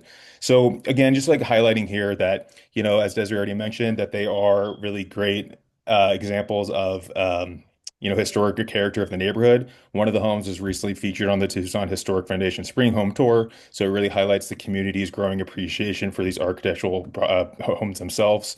And this nomination is not simply about preserving these homes; it's really about recognizing a missing chapter of El Encanto's history and protecting a cohesive, collection of architecture that's very unique and that future generations can actually enjoy. And with that being said, over the years that this nomination was actually put forth in the early 2000s, it actually got through to the recommendation, but the person in charge didn't pay the final fee to file it. So that's where it fell off. And I've been working with the neighbors here to kind of get this back in front of those that can make the decision. So that's just a nice little overview of the homes themselves. Happy to answer any. Well, I have a quick question. So why was it originally excluded from El Encanto? Because I remember those discussions. Well, I mean, you're talking Dates back me a little bit. like back you're talking about back when El Encanto was actually developed, like in the 1920s, When 30s. no, when El Encanto was listed Oh, as a 19. National Register Yes. district. Yes, I'm not too Do you know, entirely. Desiree? You sure? I Or don't was know. it your same concern? I Yeah, don't know. I know HSRC is going to ask that. the walls were more recent. The walls that I referred to were done like in the last few years. Um, but I don't know But it's why. I don't know if interesting. I wonder if it's it's an age mhm. thing. Yeah, I'm not sure what it would be, but HSRC will ask that. So before it's presented there, Mr. Holman, you might want to find that out if The you from can, or Yeah, Rhonda Eldridge, pardon who lives. me. I'm sorry, I don't know if you can hear me. Rhonda Eldridge, who lives next door, she shared when this was happening. She's been in the home for quite a bit of time. El Encanto was very big about their actual perimeters of their neighborhood. So when that actual nomination went through, it was what I was shared and told was that, they were just very much wanted to keep it within a designated kind of plot area. So over the years, what's interesting is to know that these homes were developed and, built in tandem to some degree with El Encanto. But when Fifth Street became a more thoroughfare roadway that at one time, was just into the empty desert, it kind of just became a situation where these homes kind of were somewhat, hate to say it, kind of pushed out. And that's just really from the documentation and the conversations I've had been like the main kind of point as to why they were never part of a community. Yeah. Okay, thank you. I think my take would be that, I mean, they are pretty exceptional. the walls could be redone to allow more visual access, to the homes from the front. And that's one thing to bring up. I mean, I've, in all my years on HSRC, and I'm still on it, I've noticed, there have been some properties nominated, even though people would have arguments about like, hey, how far can we stand back so we can see over the fence? And, for some really busy highways. And, so I support, I hope the city, from my point of view, I support it. So, Savannah and Andrew. Yeah, I support it as well. I mean, we grant exceptions to the front wall question all the time to people that are along Speedway and other major thoroughfares. So, I mean, I know they're redoing this part of Fifth to reduce the traffic and give some more buffer there. So hopefully that'll encourage people down the road to, if maybe consider taking those down or adding some visibility to it. But I think adding them to the registry and protecting them is a good move. And walls are reversible. The integrity of the homes is certainly They there really for are. me. Yeah. Yeah. And like you And said, even some of these making some visibility at the entrances. Yeah. yeah, Go I mean ahead. I'm sorry. one of them's 2 stories, so that one's certainly still visible, I think. And like you said, they've been on the historic home tours, so people do get to see them still. Yeah, I think it's cool. Is there a reason it's just this group of houses? Because I know there's kind of all down Fifth along that northern boundary. There's some other good ones too, where they're just not interested in being part of it. So originally, when this nomination occurred in the early 2000s, it was strictly these homes. 3205 East Fifth is a great example of a Spanish ranch 1949 property. I'm actually working on that one currently. But once you kind of move past towards east, they become a little bit more like the 1960s, 70s era. So I don't know if they have that cultural significance. I did bring up with Bill the possibility of including 3205 East Fifth, but his recommendation was just because this was seen before, kind of keep it together. And they kind of have because these homes in particular, the 5 homes, have the narrative that were associated with El Encanto during the time period and the same architects. So he just wanted to kind of keep it more clean. And then one thing to mention, there was actually a 6th house which was knocked down. So that's actually in between 3205 and 3175, I believe. Sorry, the numbers are mixing up. So that's just one thing to kind of mention. So I'm hoping to just kind of get these preserved because there's so much history. And even 3145, the one that was in the spring tour, I worked on that house as well. It was Winchester House, but then Arthur T. Brown did a renovation in 1949. So it's fascinating to see what he did, came in, built open, the living room and made it floor to glass ceiling. So they're really unique homes. And I hear you with the walls, and I understand the visibility. I know it has to be like 50%, but one's 2-story, even 3145 is fairly visible. And the one on the far corner does have cutouts in the walls. So yeah. It is a pretty busy street. I mean, I walked that street and I can see why people would want some protection, And just privacy. to add to that, yes, we're living the Fifth Street construction, and our fingers are crossed that traffic will lessen. But the joke between us and the city and Hunter contracting is traffic has increased for some reason, and we don't know why. So we all hope, fingers are crossed. But I don't know. People love going down a construction road these days. But anyways, I think it's because everything's under construction, so I just tell them go to yeah, Broadway. We did the beautiful Broadway project. It's like a thoroughfare. Go to yeah, Broadway. Don't do Fifth. Yeah, no, it's fine. yeah. We joke about it all the time, but yeah, we don't get it.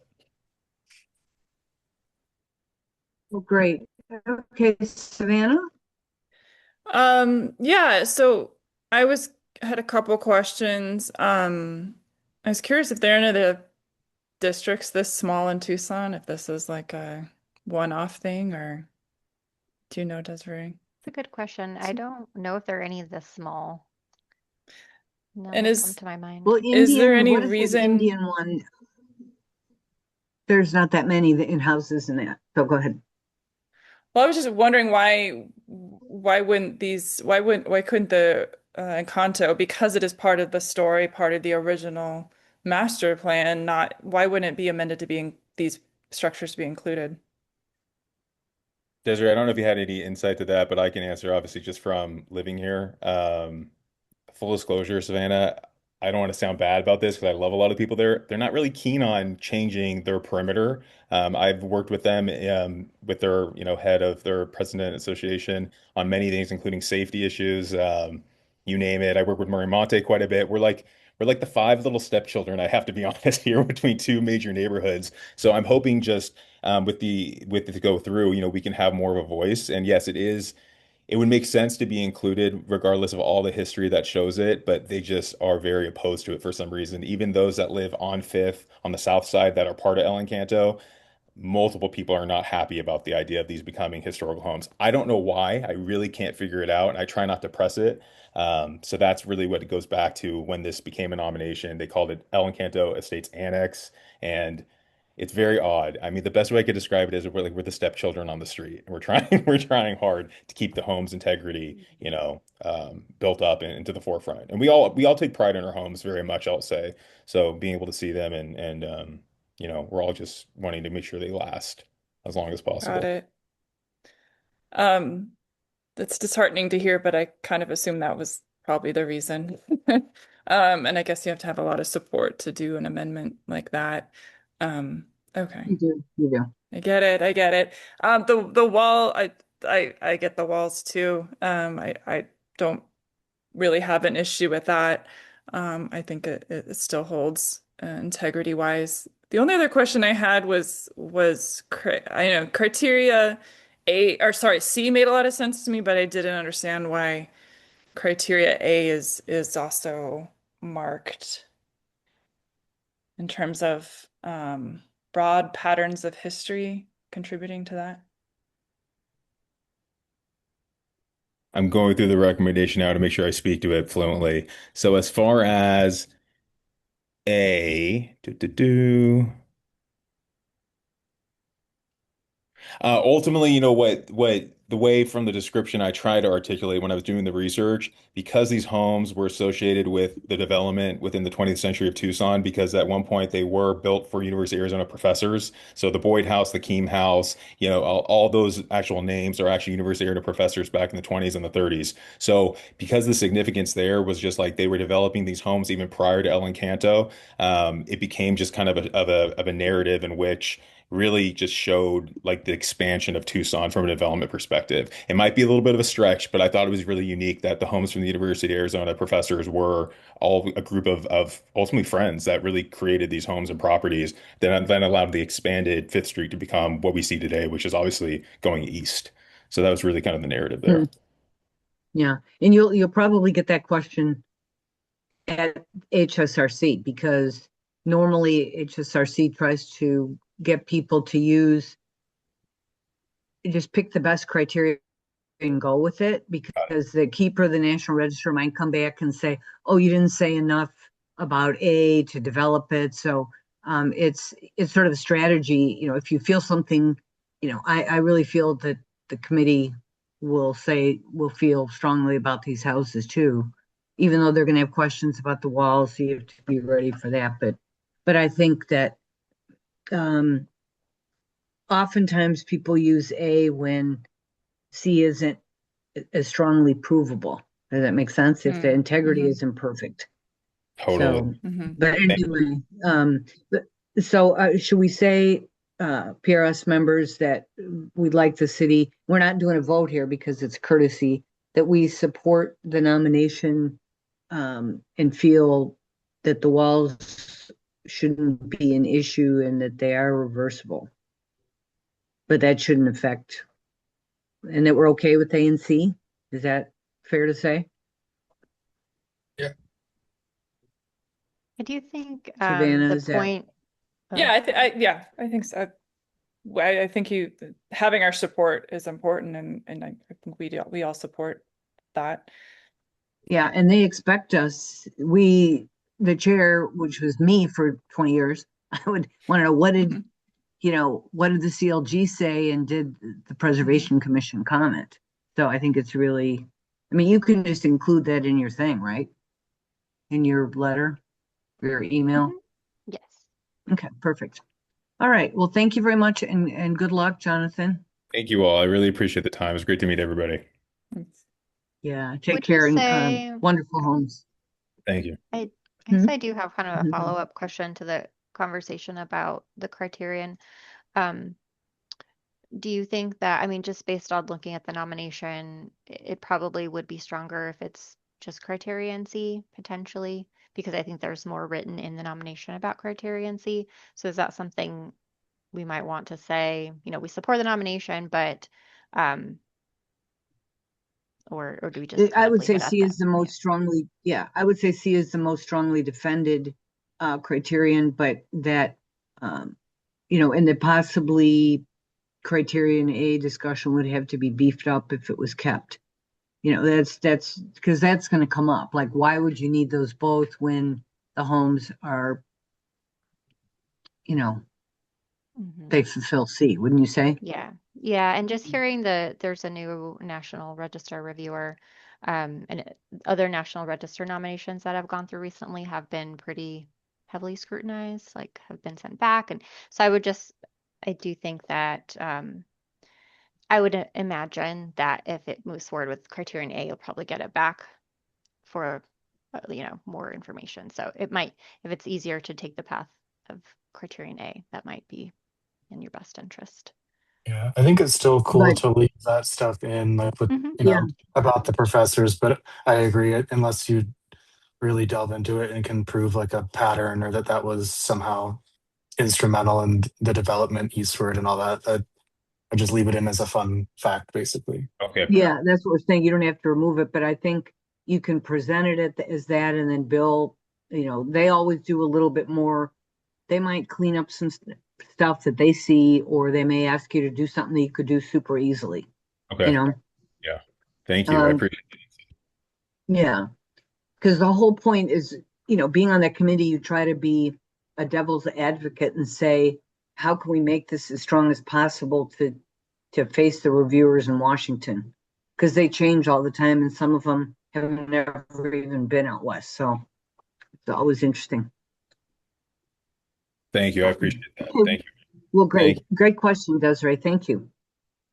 Yeah. Okay, let's go on to 5B then, which is Sam Hughes Neighborhood Historic District additional documentation. So we've got a reclassification of some reclassifications that Desiree will go over with us. Okay. One And maybe like we've done in second. the past, we just pull it up and say, they feel it should be non-contributing. Yes, I Looks did like not they're all prepare reclassifying. as well as Jason has done the last couple times, but we can just go through them together. There are only All you a have to do few. is just do the picture. Yeah. Yeah, and we can tell. Yes, so they are 2340 East 8th Street to non-contributing, and then these also to non-contributing. So all of these are going to non-contributing. Yeah. Okay. So 2340 East 8th Street. And then yeah. So this was demolished. So this is a pretty clear. And that's Clear. that's 2326, right? I remember that one. Okay. This one's 2340. So these are the apartments that used to be there. Okay, so basically that's So that one demolished. is I think also that's demoed. pretty clear. And then this one, 33 East 3rd Street. Let's see, the house is currently classified as contributing. Prior to 2008, the property underwent major alterations that included stucco sheathing over the historic exposed brick, replacement of windows and resizing of window openings, and replacement of the roofing with tile. Additionally, a high wall was constructed that obscures the public view of the property.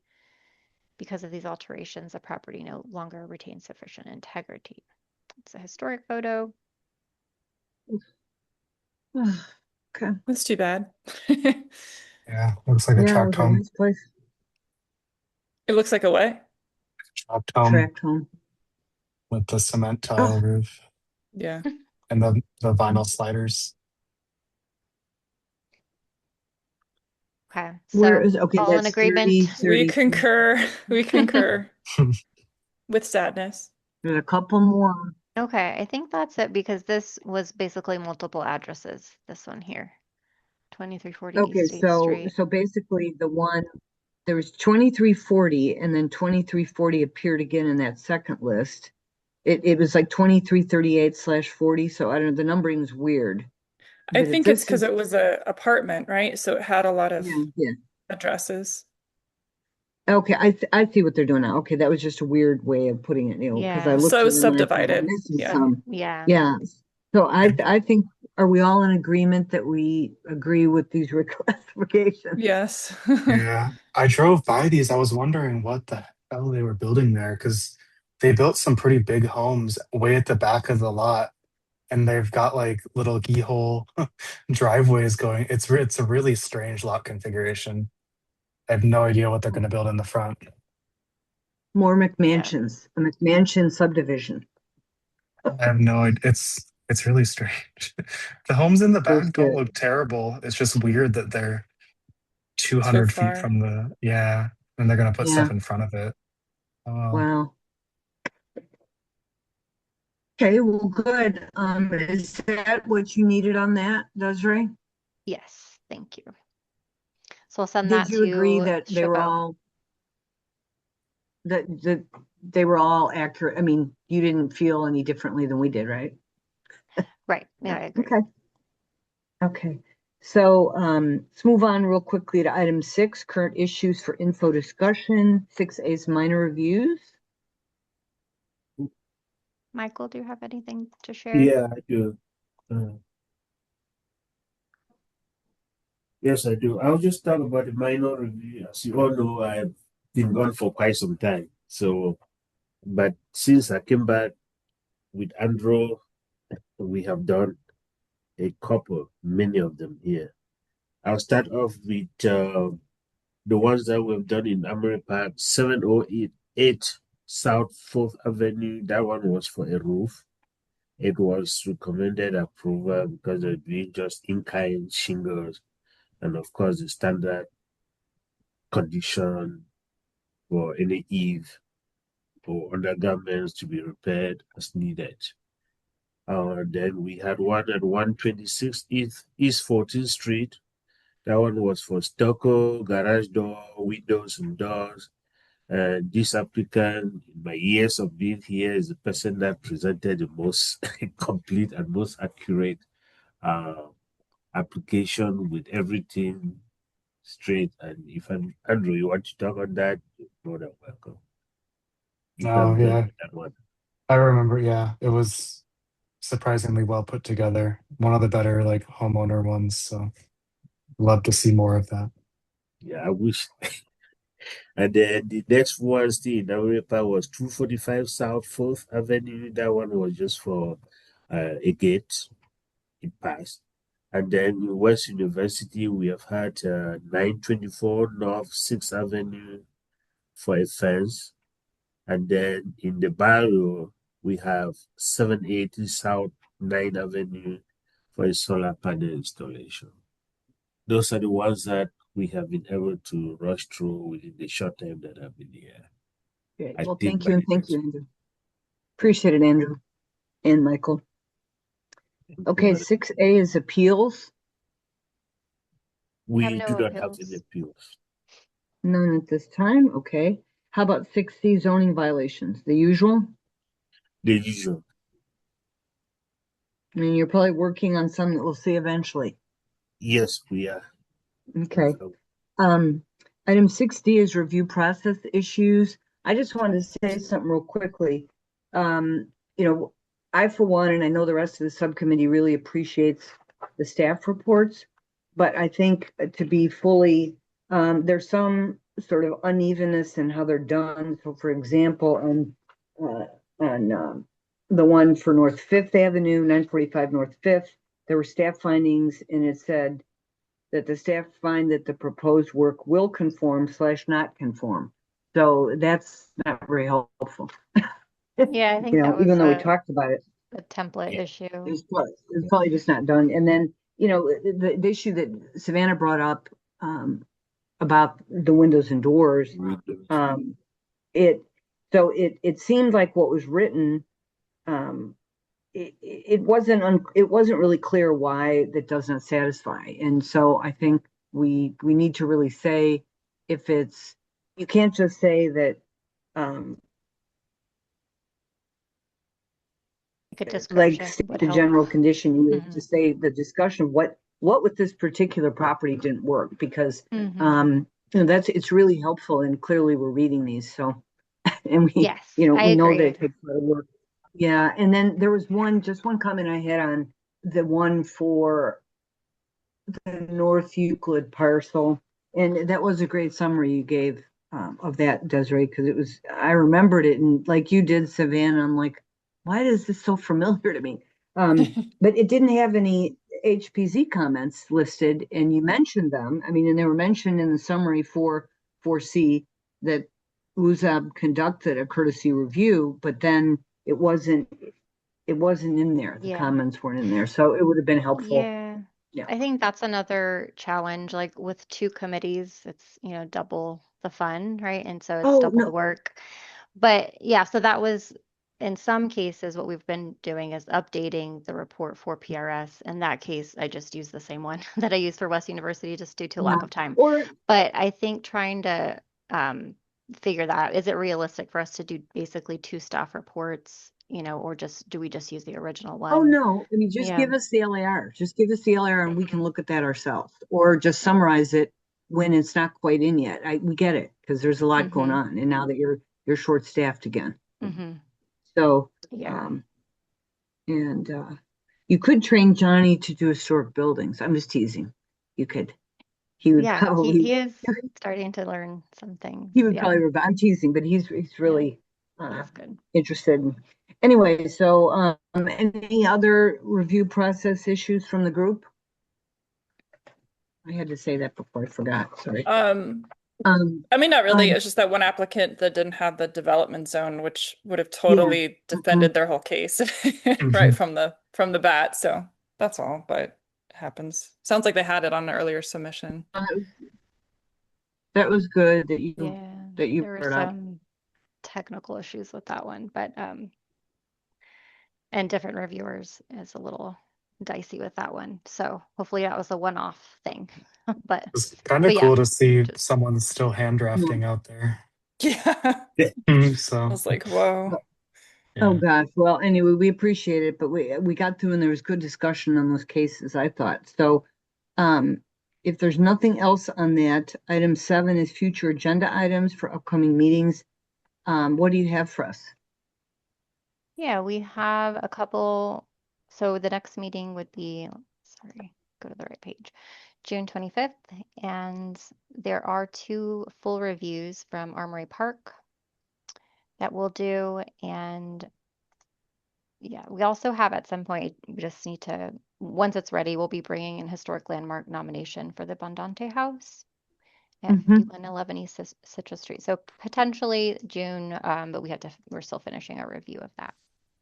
Is there going to be some update on the sculptures in relation to that, or it's just No, that's just for No. the landmark, the HL nomination. okay? Yeah, we could do an update the Um, sculptures. At this point, go I'm not ahead. sure there's a big update, but once we have more information, we can do that. So I've been texting with Blake, and he couldn't make it, and so, but I said, can you make it on the 25th? And he said yes. So barring any weirdness. So how about the rest of you? Can you do all can do? Yep. All good. I believe so. I go out of town, I think a couple days after that, so we're good.